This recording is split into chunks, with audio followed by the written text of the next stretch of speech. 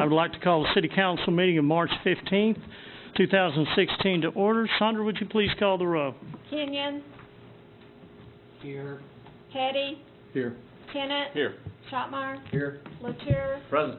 Long. Here. Gray. Marsh. Here. Mayor Jordan. Here. Would you join me in the Pledge of Allegiance? I pledge allegiance to the flag of the United States of America and to the republic for which it stands, one nation, under God, indivisible, with liberty and justice for all.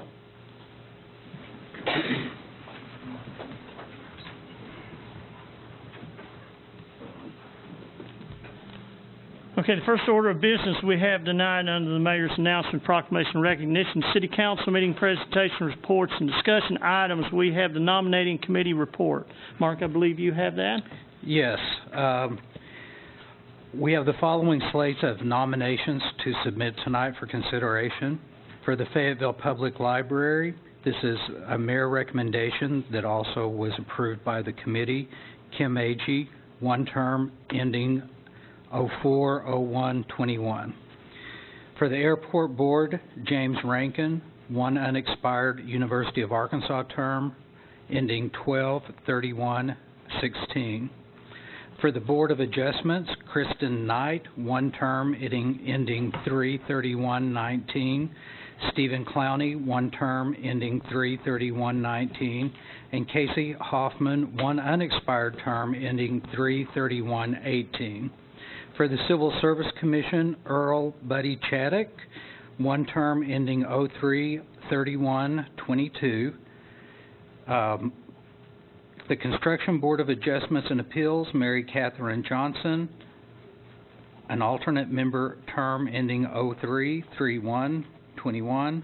And then we have a vacancy. I mention this because we will want to fill that the next quarter if there's anyone interested in that position.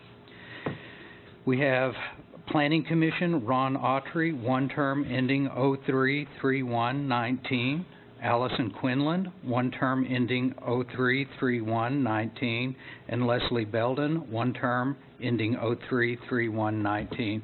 I submit this report for consideration. I'll entertain a motion to accept the nominations submitted by the nominating committee. I would like to make a comment, please. Sure. I have some concerns about one of the appointments to the Planning Commission due to the fact that we were unable to interview this individual. I'm concerned about the precedent that sets. I do feel like that's a very important committee, and it's absolutely essential that we conduct interviews. I'm concerned with there were some issues in the individual's application, which I do feel that we should have an opportunity to ask questions about in an interview, and I would be concerned about the potential for someone to dispute a Planning Commission decision based on the fact that one member could be alleged to be improperly nominated. So what I would like to do is pull the nomination for one of the Planning Commissioners until we have an opportunity to interview in person both candidates that had submitted for the position. That would be the term ending 3/31/19, and the nominee was Leslie Belden. So the proper procedure for that would be to make a motion to amend this current motion before on the floor to approve the nominating committee report, and by removing that individual that you mentioned. Okay. So moved. Yeah.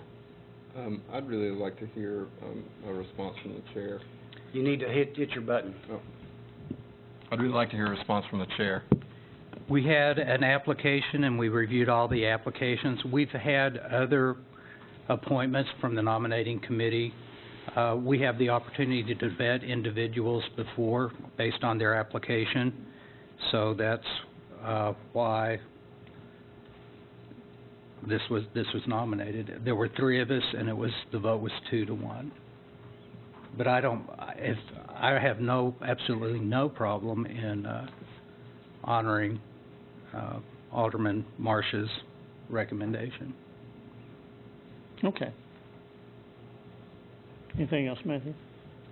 Well, if the chair doesn't have a problem, I'll second it. Okay. Any other comments on it? I actually, okay. Not used to this. Sorry, I have a question. Okay. So is your action item then that you would want everyone interviewed again, or that one person interviewed, or what? I would like the two remaining candidates who had applied to come in for interviews. And that way, one of the other candidates, we did a phone interview with because he was traveling to another state. You need to push your button. Okay, I would like both of the candidates that were left to come in to have in-person interviews. One of the candidates we did a phone interview with because he was traveling out of state.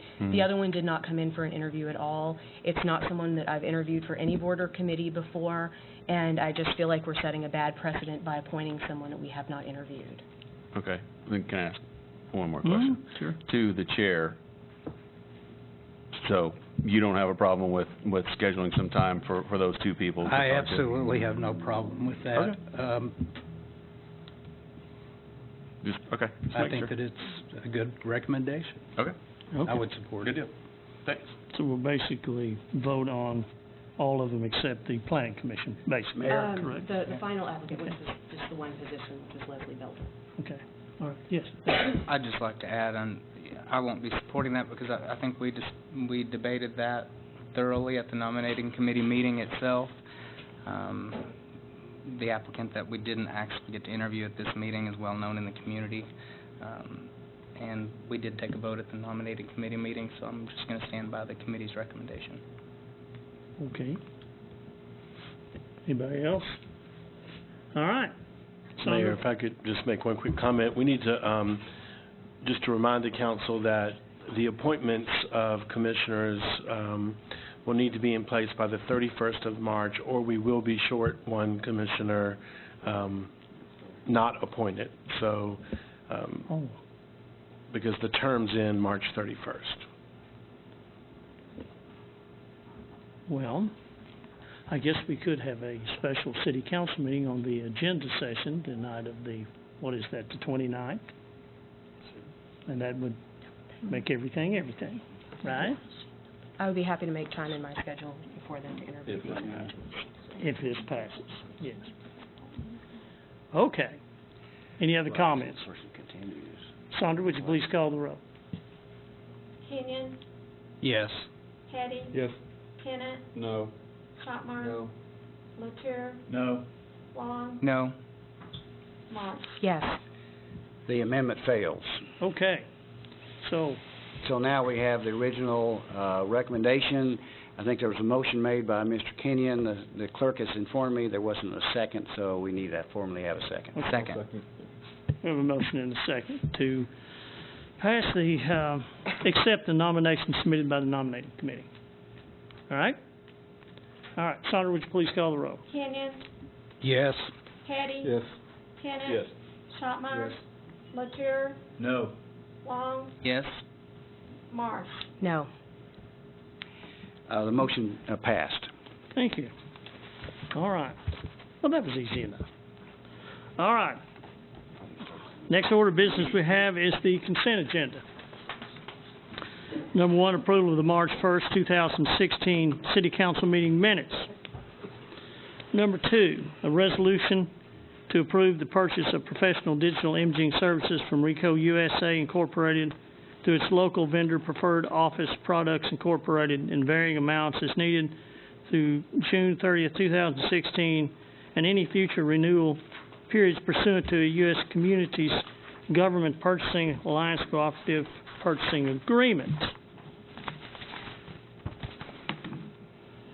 Number three, a resolution to approve a budget adjustment recognizing hazmat services revenue received by the fire department from Washington County in the amount of $11,318 and increasing the related expense budget.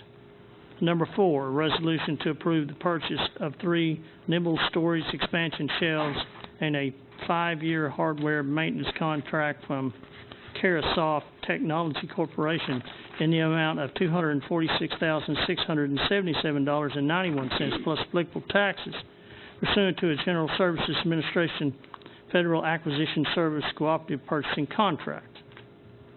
Number five, a resolution to approve a 2-year extension of the agreement between the City of Fayetteville and the City of Greenland regarding the provision of wastewater collection services in the City of Greenland.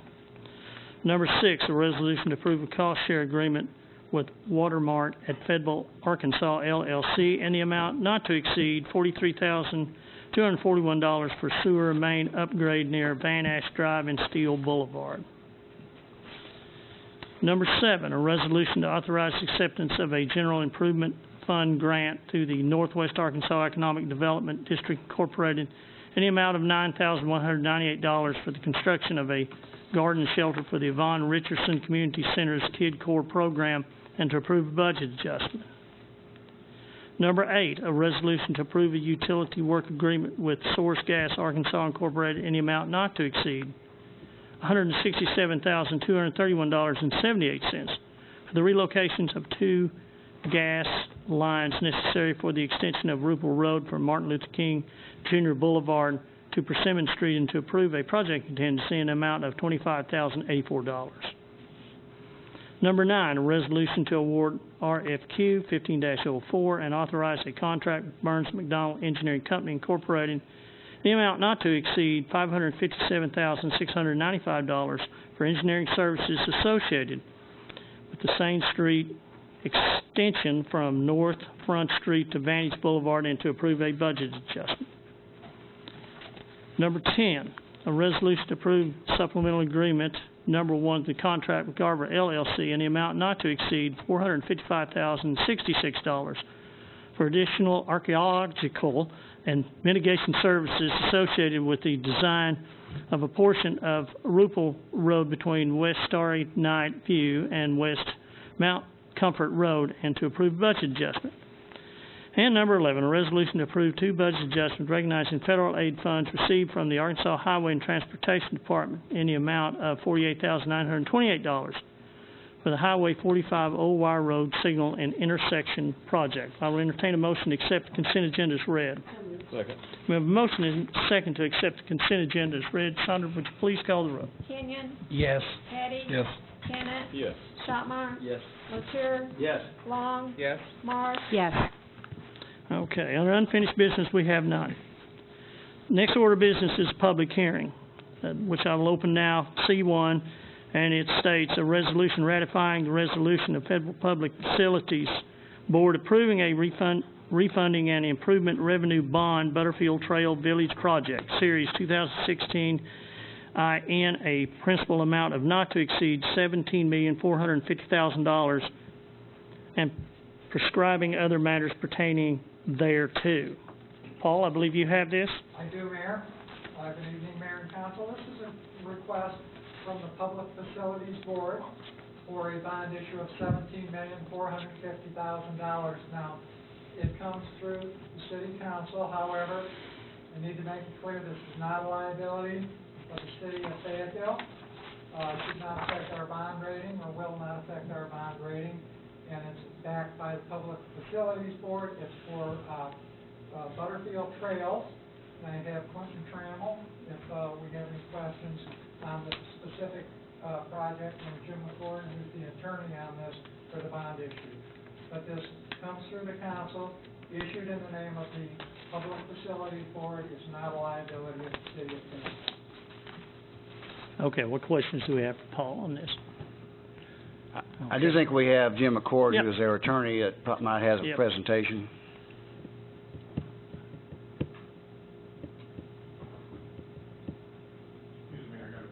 That's all right, Jim. We got plenty of time. How are you this evening? I am Jim McCoy, attorney for the Federal Public Facilities Board. On March 1st, the Facilities Board approved a request by... You need to push that button so you can be heard. There you go. On March 1st, the Public Facilities Board approved a request by Butterfield Trail Village Incorporated to authorize the issuance of $17,450,000 in revenue bonds. To approximately $3.6 million would be used for new improvements and new facilities at Butterfield Trail Village. The remainder would be used to refund outstanding bonds that were issued in 2010 and save about 3/4 of a percentage point in interest. Quentin Trammell, the president and CEO of Butterfield Trail Village, is present tonight and we'd be glad to answer any questions. You got specific questions about the proposed improvements. Okay. What questions does council have? Anything? Everybody good? All right. Okay, Jim. Thank you. Thank you. Come on up.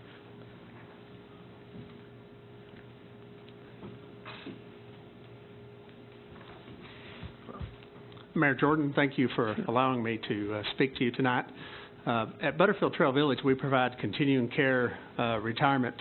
We're a continuing care retirement community, and we provide independent living, assisted living, health care, which is a Arkansas-type nursing home, and then also memory care, Alzheimer's unit. We've got 3 projects that we have on our drawing board. Actually, 2 of them have already started. The first project is an extensive remodel of our healthcare unit. The second project is a remodeling and updating of our main corridors of our independent living unit facility. And our third project is to add a 17,200 square foot wing addition to the front of Butterfield Trail Village. And what this would do is this would give us a new covered entry portage for our residents to be able to exit their cars or enter their cars and come into the village without getting in the weather. This would give us a new lobby, a new bistro or / casual dining facility. This would give us a large group meeting room, a dedicated board room, and then a larger general store, and then a smaller group meeting room. Meeting space, of course, is a premium at Butterfield. The cost of these projects is $10,600,000. We have $7 million in cash available to us from various sources now, so we need the $3.6 million from this bond issue to complete the rest of these projects.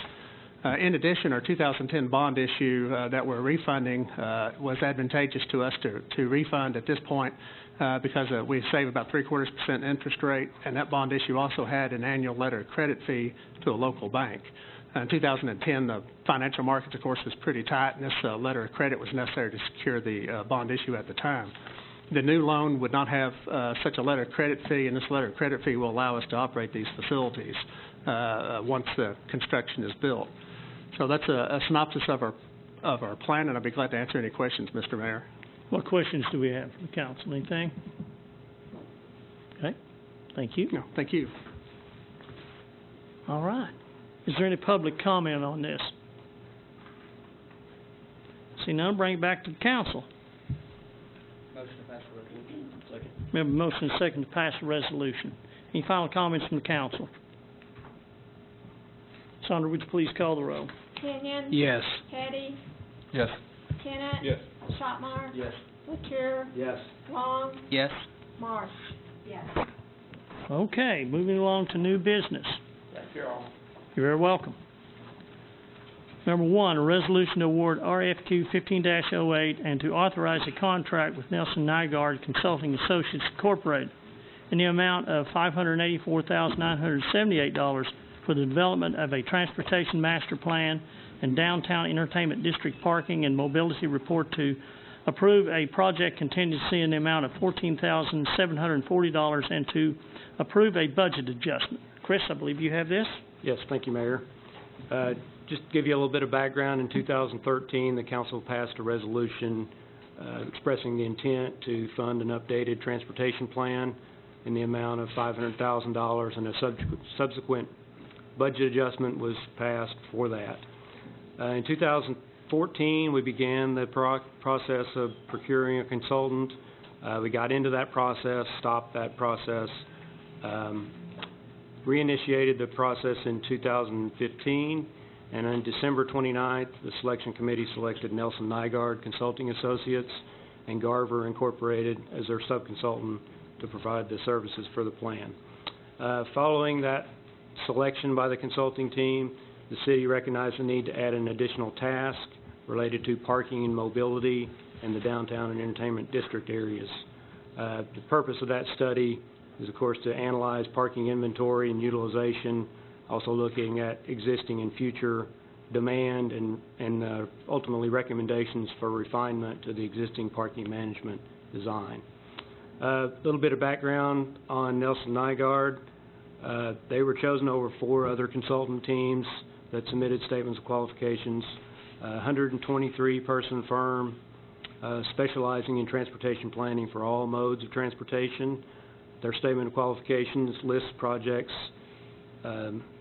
mobility and parking study in New Orleans, complete streets design, guideline development in Chicago, participation in MOVE DC, which is Washington DC's long-range transportation plan, and are currently leading an in-house master plan effort in Boston. Locally, they're in the final stages of completing the campus transportation plan for the University of Arkansas, so they do have some local knowledge. The Nelson Nygaard project team includes project manager Jason Schreiber and deputy project manager Lisa Jacobson, both of whom are here tonight. If you guys have any hard questions, I'm going to turn it over to them. So, if you want to hear them talk, ask me a hard question. Both of those folks have been involved in the U of A master plan, so they've been here multiple times and have a good feel for the city. And there are excerpts from the statement of qualifications included in your packet if you care to read further. Going into the scope, Exhibit A to the contract is included in the packet also. It details the tasks to be completed. After the initial kickoff meetings and establishment of detailed goals and objectives, the team will begin looking at the city's existing codes, policies, master plans, and other data to kind of fully understand what the city's transportation current system is. This initial review, out of that will come a mobility facts book, which will be summarizing the existing conditions and also will provide some examples of best practices from other peer communities. Public participation will be an integral part as soon as the mobility facts book is done, and using other outreach materials, we will begin a series of public meetings, mobile workshops throughout the city. Also, we'll develop a website and online interaction tools in order to gauge as many citizens as possible. And we really want to hit all demographics and all areas of the city and make sure we engage as many people as possible. Once that information is gathered, then the consultant will begin to develop we'll look at the needs throughout the network, develop list of issues and opportunities throughout the system. Ultimately, the final plan will include both broad recommendations for policies to be used for the future, and also detailed project strategies and implementation strategies. Critical deliverables for the master plan include, as I said, planning and design policy recommendations, tools for evaluation and prioritization of projects that we can use from now into the future, and implementation and financial plans. The second major part of the work is the parking and mobility study, and again, the initial step of that is looking at existing utilization and looking at the demand analysis and developing a memo around that, and then ultimately looking at future changes in the essentially the parking system, especially looking at integrating the two systems, which are right now different.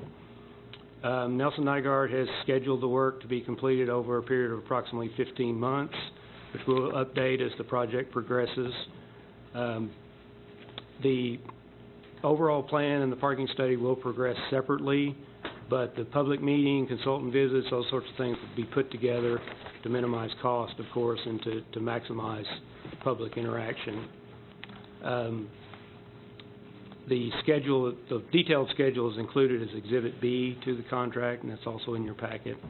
The proposed fee, as the mayor mentioned, is $584,978, the bulk of which is the Transportation Master Plan, $489,978, and then the remaining $95,000 is allocated for the parking study. We also have a contingency amount proposed, requested to allow for additional items of work that may arise during the project. As mentioned before, we did have $500,000 included in the project for the Transportation Master Plan.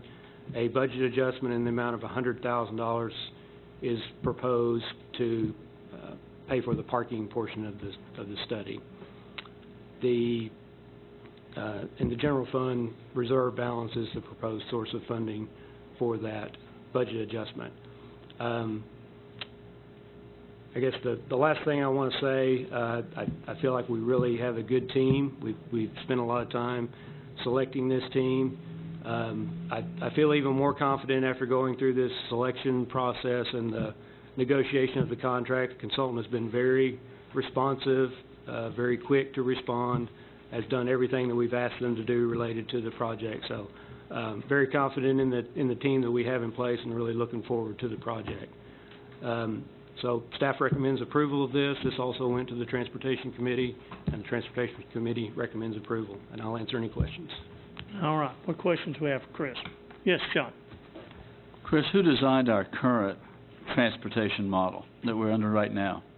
Well, we did have a transportation master plan done in 2003. That has been the basis for a lot of the decisions that have been made over the last 12 years or so. There's not a single answer to that. There are other, the cross-section plans, the master street plan, that's in the city plan 2030, which was originally developed by a consultant but updated by staff. Would we expect the study to show deficiencies in our existing infrastructure? Absolutely. Yes. How much do we pay for the original plan that we're under right now? Even though it might not have been one provider, maybe 3 providers or a conglomerate of providers? Well, if you want to talk about the plan that was done in 2003, I believe that was in the range of $200,000. It's been a very successful plan. It became the basis for our bond program. So the work that we've done over the past 10 years through the Transportation Bond Program has come out of that plan. So it's really served us well. But these are the sort of things that really need to be updated periodically, and it's now time to do that. Thank you. All right. Any other questions? Yes, Al. I'll just make a general comment. I really like that the study includes the fact that the consultants will teach our staff how to conduct the field surveys on parking utilization and accumulation so that this can be more of a sustainable approach in this study as well. So thank you all for including that. Anything else, Council? I have a comment. Yes. I said this, I'll get used to it in 2 weeks when we won't be here. You'll use it with your new council. Oh, yes. You all have to come see our new buildings. So I said this in the Transportation Committee meeting. I really like the fact that the same people that are doing the university study are doing this one, because we cross so many intersections in areas of town, and we have so many growth patterns that are changing all over the area, and I think that's the huge deal for me that that's happening, so I really appreciate that. You were on the council when the last transportation study was done. Mm-hmm. If I could just ask you a question, do you think that was a good use of our dollars then, and the same sort of usefulness would come out of this one, in your opinion? I do. I think the first one, Chris, I remembered about $250,000. I think is what I remembered. I could be off, but it's been a while back. But we took that very plan and we developed our bond program out of that in 2006, which we have, every time we have referred back to that plan. But we have, most of those projects the plan's 13 years old, and I think it's time that we need to go forward with a new plan with new objectives, and I think one of those is the parking plan. Everybody said we need to do a parking plan, so I said, well, let's put the parking plan in there, and we'll go on with that. But we got really good bang for our buck with that plan. Justin really did. Okay. Well, that was what I wanted to know, really, from someone who was here, because this is a lot of money, but someone as yourself who spends the money wisely. If you think it was a good use then I would think it would be a good use now. And it gives us a tool, and I know that some of the questions have been on the parking and things like that, and I certainly wanted to get that included. And I know it went through the Transportation Committee, and I take it that you all were relatively pleased with it. It's been through a few times. It's had support each time. Okay. Thank you. Yeah, I guess the short answer is yes, we got a good bang for our buck. Thank you. Anything else from council? Okay. Do we have any public comment on this? Yes, please. Come up and introduce yourself. Thank you, Mr. Mayor. My name is Bob Munger. I am the owner of Sumo, Sustainable Urban Mobility. We're a low-speed electric vehicle car share company founded here in Fayetteville. We're actually the first NEV-based car share in the Western Hemisphere. We're very proud of that. Fayetteville is really behind in car sharing. The industry has grown by 50% compounded annually for the last 10 years, and we're struggling because most of the people in Fayetteville don't even know what car sharing is. I guess my point is the transportation industry is changing rapidly. People are driving less. There's driverless cars are on the horizon. They're going to have a huge impact on the way we plan our cities and our transportation systems. So I think it's a wonderful time to do a detailed transportation study. And I know from my experience these guys have a great reputation. And so I just want to say that I'm really supportive of you hiring them. Thank you. Thank you, Mr. Munger. Who else would like to address us? Well, seeing none, I'll bring it back to the council. Yes, sir. I would just like to emphasize that this is a transportation plan. This is not just a study. It's not just about cars. This is about how we as a city are going to grow, and it will address our cycling, our more active modes of transportation, as well as hopefully emphasizing how we can revitalize some of our Main Street corridors and be more efficient with our transportation dollars. So I think this is a great direction that we're going in, and I strongly support this plan. Okay. Anybody else? Yes, Matthew. Thank you. I think it was about 2 years ago I asked our JS department to calculate how much of our public space is made up of streets. And we have over 2,800 acres of streets. It's half our public space, half of it. We've got a plan from 2003 and a couple of addendums over the years, but by and large, everything we have when it comes to plan for our streets is obsolete, so I'm very grateful that we're here tonight discussing this. And I want to very personally thank the other members of the Transportation Committee who first supported this 2 years ago and have been patient as we've navigated one and then a second RFP to get Nelson Nygaard in front of us today. When Alderman Long said that he liked that our staff is going to get training on parking utilization, I wanted to jump on that and say, you know, it's not just that. We're also going to get some really valuable evaluation tools that we can use to compare various projects even after this plan has been presented to us and adopted, which means that unlike with our previous planning tools or with our master plan, we will really come away with this with the tools we need to be able to adapt to changing technologies or changing demographics, changing market trends. And I think the value of that is really hard to quantify. It will be tremendously valuable to us. But more than that, Mr. Munger from Sumo pointed out the industry is changing rapidly, and I don't think we've ever seen such rapid change in an industry as we have the transportation industry in the last 13 years since we got the first plan. Policies from top to bottom, from local government to the federal government, have really changed, and even more rapidly in the last couple of years. And so I think this couldn't be more timely. And to Alderwoman Marsh's point, this goes so far beyond vehicular considerations. I think it even goes beyond transportation considerations. It's almost a fundamental principle of city planning that transportation investment drives real estate investment, and real estate developers, they don't just crave predictability. I think they really rely on our plans and our visible commitments to our plans to be able to make decisions, especially decisions that will shape our community for potentially centuries, like we're expecting this plan to do. So in the interest of managing expectations, I also want to say that based on the conversations I've had, I think Nelson Nygaard is fast attaining a reputation being one of the best transportation planners on the planet. And I hope we see a plan in 15 months that reflects that. And I'm confident that we will.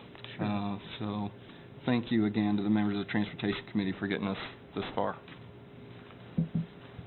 Okay, anything else? Yes, Sean. Well, Mr. Nygaard, no pressure. You're going to shape our transportation system for centuries to come for $500,000. Congratulations on landing the job. I have concerns about spending $500,000 of our taxpayers' dollars. I'm personally aware of a situation where thousands of people on football game days share the street with automobiles. And I cannot get this city council to agree to build a sidewalk there. I don't think we have to spend $500,000 to figure that out. Now, maybe we need a bigger plan than that, but until we correct some basic element of public safety, I'd say let's have priorities. Let's get that fixed and rectified, then go on with our century plan to affect our citizens for hundreds of years from now. That's what concerns me, Mr. Mayor, is we miss things like that. We have bad priorities sometimes. I'm not saying we don't need this plan. I'm not saying that $500,000 is a bad price. Maybe it's a good price. But I'd just like to see us prioritize things a little differently. I think public safety should come above aesthetics and our grandiose plans for our transportation system. But I wish you well. I hope you can fulfill the expectations of this council. Okay. Anybody else? Okay. We need a motion and a second. So moved. Second. We have a motion and a second to pass the resolution. Sandra, would you please call the roll?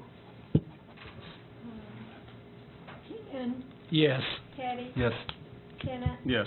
Shopmire, Yes. Latour, No. Long, Yes. Marshall. Yes. Okay, thank you all very much. All right, number 2. In order to rezone that property described in rezoning petition RZN 16-5310 for approximately .46 acres located at 1564 East Huntsville Road from RSF4 residential single family 4 units per acre to CS Community Services. Kit. Be it ordained by the City Council of the City of Fayetteville, Arkansas, Section 1, that the City Council of the City of Fayetteville, Arkansas hereby changes the zone classification of the property shown on the map Exhibit A and the legal description Exhibit B, both attached to the Planning Department's agenda memo, from RSF4 residential single-family 4 units per acre to community services. Section 2, that the City Council of the City of Fayetteville, Arkansas hereby amends the official zoning map of the City of Fayetteville to reflect the zoning change provided in Section 1. Okay, Jeremy. This is a request for a half-acre parcel on the northeast corner of Sherman Avenue and Huntsville Road. It's directly off of Huntsville Road. The property was constructed as a commercial building, or a commercial building was constructed on the property in around 1965. It's been utilized for commercial purposes for over 50 years. This rezoning request, which would go from RSF4 to CS, Community Services, would bring the property into compliance with its historic use. It would also allow the building to be renovated or the property redeveloped for a small-scale, non-residential or mixed use on the half-acre that could serve the neighborhood and provide missing middle housing in the core of the city. The future land use plan does show this as a residential neighborhood area. And one of the primary tenets of our City Plan 2030 for residential neighborhood areas is to provide for complete neighborhoods where there's a mixture of uses and housing types. Generally embedded within complete neighborhoods are non-residential services that should be encouraged to serve the surrounding neighborhood on corners and along connecting corridors. We believe this request fully meets that intent and are recommending approval, as did the Planning Commission, with a vote of 9-0. Any questions for Jeremy on this? Yes, Alan. Not really a question, just a comment. Okay. Usually when we have a rezoning, there's a map attached with the entire larger picture of that quadrant of our city. And this agenda item doesn't have that. I was just wondering if we could look at making sure those are there in the future. It just makes it a little easier. Yes, definitely. Thank you. Okay. We should have put that in, sorry. Yes. John, you have a question or comment or? Yes. Okay. And I hope the city council will be gratified by my comment. I just came from a Growing the City conference down in New Orleans, 2 days of nothing but town centers, no urban sprawl, infill, make it look good, mixed use. Let's do away with what we thought was right 20 years ago. I can't disagree with that. I can't disagree that it looks better to me. But one of the lecturers at this conference put up a picture of a subdivision and said, now, isn't this ugly? And I couldn't help but think, well, I wonder what the people who live there think. You know, would I buy a house in an ugly neighborhood? I bet they like their neighborhood. I bet that's why they bought there, you know. So I like the idea of infill. I like the idea of town centers, not shopping centers. I like the idea of the urban look, having the building with no setback from the street and having parking behind the building. Those are good ideas, I think. But I don't want to force those. I want individual developers to come in and say, yes, I want to do that. Or we as a city, why don't we build an example and say, this is what it can look like, and get other people interested in building it. I go back to my original tenets of don't force me to do something, persuade me. And I think that's what's happening here, so I think I can support this. Is that correct, Jeremy? The developer is asking for the zoning change? That's correct. Okay. So it should meet our council's stated objectives of these prettier looking developments? So I'm going to vote for it. Okay, John. Hope you all join me. All right. Any other questions for Jeremy or comments? Do we have any public comment on this? Okay, I'm going to bring it up. Oh, okay. Good evening. My name is Alan Reed. Is it on? Okay. I'm just here to represent Mark Zweig Properties on this rezoning request, and we concur with the staff. But if there are any questions from anybody, we'll be glad to try and answer them for you. Okay. Thank you, Alan. Any questions for Alan on this? Thank you. Okay. All right. Anybody else in the public want to address this? Okay, I'm going to bring it back to the council. Yes. I'm going to vote for this as well, but I do it with one reservation that I want to talk about on the record. You know, we see a lot of stuff out on the edges of town that gets rezoned community services, and I voted for them virtually every time. And given the zoning designations we have, I think that's usually the best designation. But this time, like some of the others, I find myself thinking that community services is probably a little bit, it's probably an example of overzoning for the parcels in question. And, you know, we made some comments in the past on other items where we really have a gap between neighborhood services and downtown general. And I think that we also have a gap between somewhere lower in intensity than community services where we don't just have a good option. I'd be able to vote for downtown general on this location without any reservation whatsoever, except for it's got the word downtown in it. But otherwise, my reading of the code says it's perfectly appropriate and perfectly intense and has a perfect mix of uses. And I'm reminded of that Shakespeare quote, something about a rose by any other name.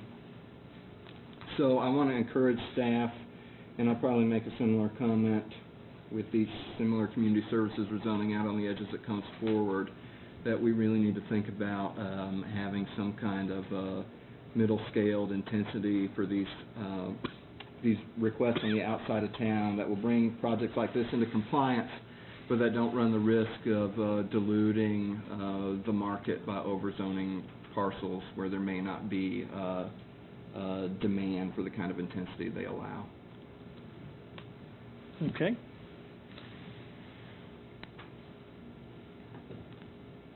I move we go to the second reading. We have a motion second to go to the second reading. Sandra, would you please call the roll? Kenyon, Yes. Patty. Yes. Tenet, Yes. Shopmire. Yes. Latour. Yes. Long. Yes. Marsh. Yes. An ordinance to rezone that property described in rezoning petition RZN 16-5310 for approximately .46 acres, located at 1564 East Huntsville Road, from residential single-family 4 units per acre to community services. Move to suspend the rules and go to third and final. Second. We have a motion and a second to go to third and final reading. Sandra, would you please call the roll? Kenyon, Yes. Patty, Yes. Tenet, Yes. Shopmire, LaCure, Yes. Long, Yes. Marsh, Yes. An ordinance to rezone that property described in rezoning petition RZN 16-5310 for approximately .46 acres located at 1564 East Huntsville Road, from residential single-family 4 units per acre to community services. Any final comments from the council? Yes, Sarah. I'd just like to say that I have not received any comment one way or the other from citizens in this area regarding the proposed rezoning. Do intend to support it. I think this property's been underutilized for quite some time, and I'm looking forward to seeing something new happen here. But I'd also like to point out the growing trend of infill development that we're seeing along Huntsville Road. I'm glad that we got the sidewalks put in. I believe that was about 3 years ago. I think that that's helped. And so I'm really excited about the potential for this area in the long term. Okay. Anything else?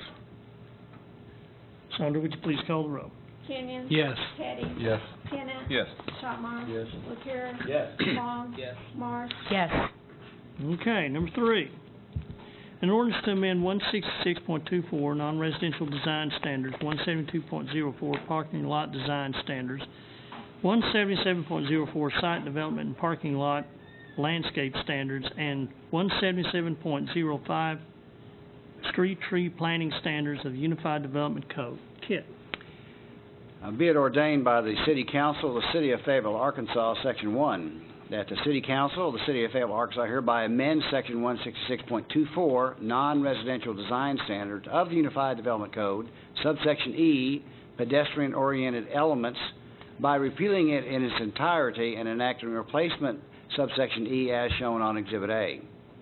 Section 2, that the City Council of the City of Fayetteville, Arkansas hereby amends Section 172.04 parking lot design standards of the Unified Development Code by enacting a new subsection C, subsection 4 as shown below.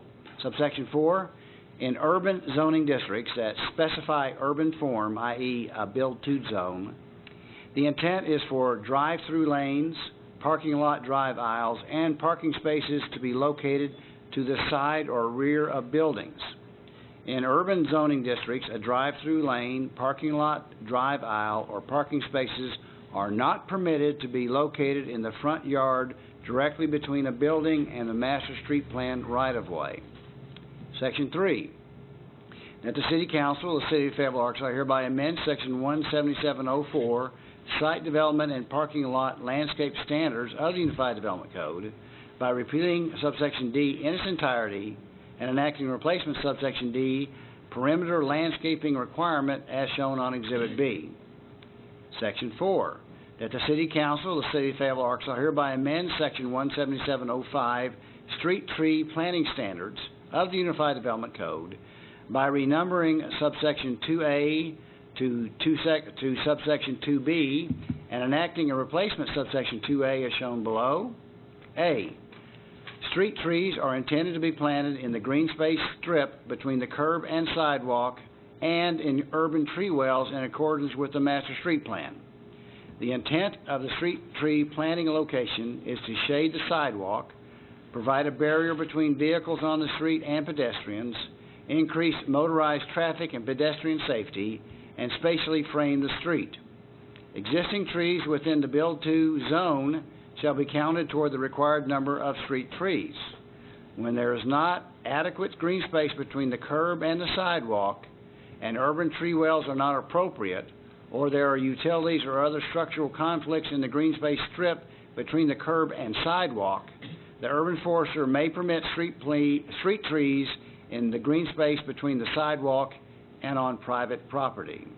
Section 4, that the City Council of the City of Fayetteville, Arkansas hereby amends Section 177.05A3 by repealing its first sentence and replacing it with the following, quote, the street planning plans for development in urban zoning districts may utilize an urban streetscape for at least 8 feet wide from curb to building, unquote, and amend Section 177.05A3G by repealing it in its entirety and enacting a replacement subsection G with the following, quote, subsection G, development applications approved for use of the urban tree wells shall not be required to provide additional perimeter landscaped area between the master street plan right-of-way and building as described further under the perimeter landscape requirements. Okay. Chairman? Excuse me, Alderman Petty recently discussed with city staff a desire to clarify some of our street tree and green space requirements, particularly for urban projects, which we call either urban residential or urban projects that are non-residential, as you see in our form-based codes. After meeting with our urban forestry staff and city planning, we also felt like that was a good idea, and also there were some other clarifications that were needed related to this proposal within the landscape code in our Chapter 166 Development Code. Mr. Williams read virtually all the changes, so I won't repeat all of those in the ordinance in particular, but the primary purpose, again, was to clarify a lot of the codes that we have in place. For example, perimeter landscape plantings. When a project shares a driveway, right now we have a perimeter landscape requirement on the property line. When that shared driveway is on the property line, it's often difficult to understand, should there also still be landscaping required, or can they actually pave that for the driveway? So this simply clarifies that for the developer and for staff in order to be able to implement that type of scenario. This also allows for the elimination, all or in part, of green space requirements between a building and a sidewalk, an urban sidewalk. It allows for a patio space to be utilized instead, or some other urban condition, a pedestrian area, and so we've clarified that as well. There are times, particularly in urban conditions and contexts, where that is much more appropriate than a green space then you have to mow, and it's not really that functional for the users. And so we are certainly supportive of that request as well. I'll be happy to take any questions on any specific items, but staff is certainly supportive, as was the Planning Commission. Okay. Matt, you want to say anything? I must say, like Jeremy said, it's primarily a clarification. All right, what questions have you? Yes, John. Jeremy, would you say we're giving more latitude for these design standards, or are we tightening up and making them more restrictive? I think we're definitely tightening up the language so it can be understood more. I think that's level of predictability is always a concern in looking at any kind of regulation, and so being able to understand what is being said and using more clear language is one of the intents. We're actually relaxing some of these because it particularly, like I mentioned, the example of perimeter landscaping, requiring that landscaping along the perimeter when you have a shared access drive really did not provide any benefit to anyone. It was really more of a requirement. You had to come before the Planning Commission and get a variance. It was always approved in those cases, and so in that particular case, it certainly removes that. I would also say the elimination of green space in front of a building, it's both I think a relaxation of the code, but more importantly, it's a clarification of what can be allowed, other types of elements like patio spaces, areas for outdoor dining. If it's a business that allows for outdoor dining, those types of spaces could then be utilized as well. Could you give me an example of where it might be making the restrictions more restrictive? Let's see if I can find one. Maybe I should rephrase that by saying the regulation's more restrictive.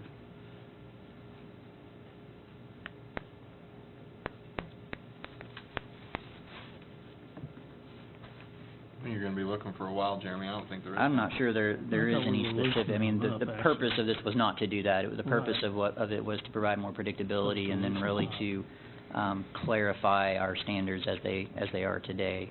I'll certainly continue looking, but I'm you not can sure stop there now. are. Thank you, Jeremy.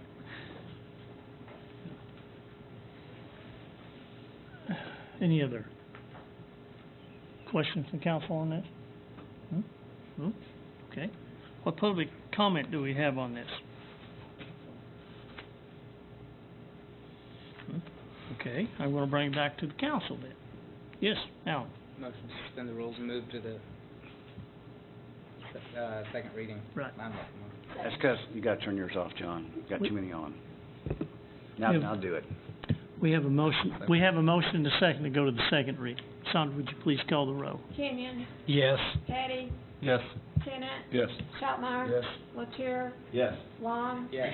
Marsh. Yes. And I will treat all these motions as a motion to suspend the rules and go to the second reading. An ordinance to amend Section 166.24, non-residential design standards, Section 172.04, parking lot design standards, Section 177.04, site development and parking lot landscape standards, and Section 177.05, street tree planting standards of the Unified Development Code. I move we suspend the rules and go to the third reading. Second. We have a motion second to go to the third and final reading. Sandra, would you please call the roll? Kenyon. Yes. Petty. Yes. Tennant. Yes. Shopmire. Yes. Latour. Yes. Long. Yes. Marsh. Yes.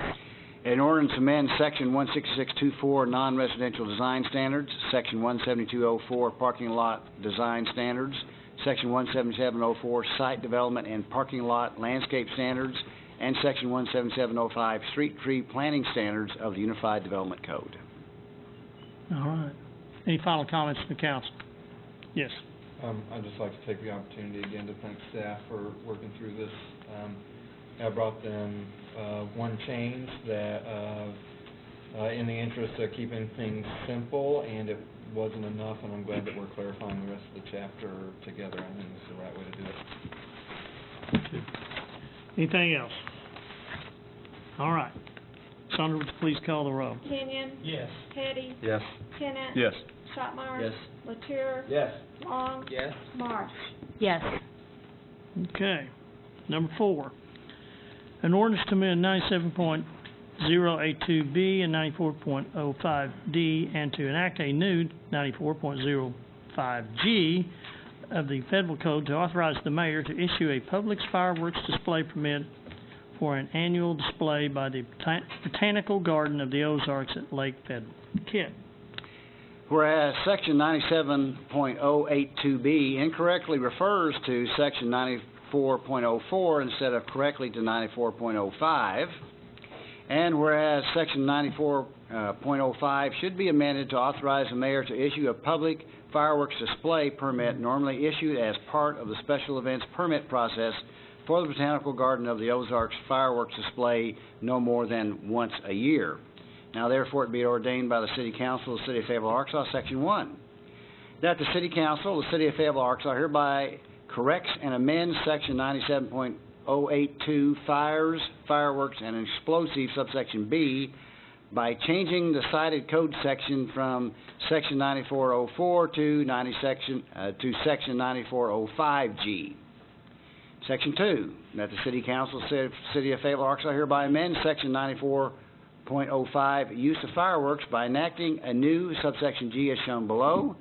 Subsection G, it shall be lawful for the Botanical Garden Society of the Ozarks to conduct an annual public fireworks display if approved by the mayor and fire chief and in accordance with subsection B, 1 and 3, C, and D. Section 3, the City Council of the City of Fayetteville, Arkansas hereby amends subsection 94.05D to correct the reference code section within this subsection from section 94.04E to just subsection E. Everybody got that? All right. I can net that out for you. You can sum that up, I'm sure. Well, thanks to Kit for helping me through this one. I was approached by the event coordinator for the Botanical Gardens of the Ozarks, Danica Dingman, who is the event coordinator for their very, very popular Firefly Fling that they have every year. This one scheduled for July 16th, and they are wanting to have a fireworks display at the end of this event. Several thousand people, I think 3,000 or so people come to this event, and they just want to add something special to it. And I thought this was a good thing to do, and then we realized there were some issues with the current ordinance, so we wanted to make this change. I don't know if Ms. Dingman's here. Oh, do you want to come up and answer any questions maybe, or give some background on the event? Maybe give us just a quick rundown of what it is. Yes. That's the hot seat. That's the Okay. Do I need to sit up into it? So the Firefly Fling serves 3,000 guests, and we partner with community partners, local businesses to put booths together that are educational and help promote things that are going on in the community. And every year we try to end with something really beautiful and special, like a wish ceremony for the families, a wish for the community, if you will. And a few years ago we learned that we weren't allowed to use paper lanterns, the ones you light on fire and send into the sky, because those are illegal in Arkansas, which we didn't know. And so we started looking into how we could still have some magic at the end of this event. And one thing that we've thought about is a brief fireworks display. This wouldn't be a 4th of July display. It would just be sort of everyone closes their eyes, makes a wish for the community, and then there's a big surprise. And we would, of course, use people who have permits to do all these fireworks and go through all the hoops that we need to do to make it safe and community friendly. Any questions? Do you have any questions? I should note that this is going to be handled last special events permit that the mayor and the fire chief will check out and make sure it's going to be safe and grant once a year at the mayor's discretion. And that's why we had several code sections cited in this. Prior to this, no fireworks were allowed to be fired off in the city parks, period. This doesn't open the city parks to anything but a single display at the Botanical Gardens. If the mayor grants a special events permit, we're not allowing fireworks in the park still.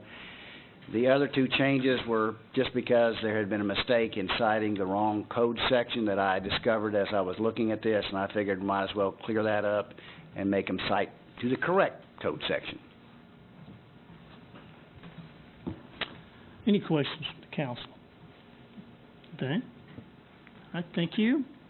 Any public comment on this? Okay, I'll bring it back to the council. Mayor. I would just like to confirm, I know we talked about it a little bit in the agenda session, but with everyone here, that as a courtesy to our citizens with PTSD or even those with jumpy pets, that we'll be using our citizen alert system to let people know about the fireworks in advance so that they can prepare. We got that, Sarah. We'll take care of that. Thank you. Anything else? Okay. Move we suspend the rules and go to second reading. We have a motion and a second to go to the second reading. Sandra, would you please call the roll? Kenyon? Yes. Petty? Yes. Tennant? Yes. Shopmire? Yes. Latour? Yes. Long? Yes. Marsh? Yes. An ordinance to amend Section 97.082B, Section 94.05D, and to enact a new Section 94.05G of the Fayetteville Code to authorize the mayor to issue a public fireworks display permit for an annual display by the Botanical Garden of the Ozarks at Lake Fayetteville. I move we suspend the rules and go to the third and final reading. A motion and a second to go to the third and final reading. Sandra, would you please call the roll? Kenyon? Yes. Petty? Yes. Tennant? Yes. Shopmire? Latour? Yes. Long? Yes. Marsh? Yes. In order to amend Section 97.082B, Section 94.05D, and to enact a new Section 94.05G of the Fayetteville Code to authorize the mayor to issue a public fireworks display permit for an annual display by the Botanical Gardens of the Ozarks at Lake Fayetteville. Any final comments from the council? Okay. Sandra, would you please call the roll? Long? Yes. Excuse me. Kenyon? Yes. Petty? Yes. Tennant? Yes. Shopmire? Yes. Latour? Yes. Long? Yes. Marsh? Yes. Never gotten a vote for us before. Okay. Early enough. Okay. What announcements do we have? Mayor, a couple of announcements. The city is currently seeking nominations for the 2016 Historic Preservation Awards. The applications can be found online at the city's website, www.fayetteville-ar.gov, and the deadline for those nominations are April the 8th at 5 p.m. The Lafayette Historic Bridge construction has begun and will be closed from March 14th until the 1st of June. So for those individuals accessing that area, you'll need to plan for detours for that bridge closure. Also, College Avenue between East Cleburne Street and North Street, construction has begun, and that will go from March till November, so make plans for that in terms of any anticipated travel delays for that project. This Saturday is our first bulky waste cleanup. It's at Owl Creek School, 375 North Rupel Road, and the recycling and trash facility at 1560 South Happy Hollow Road.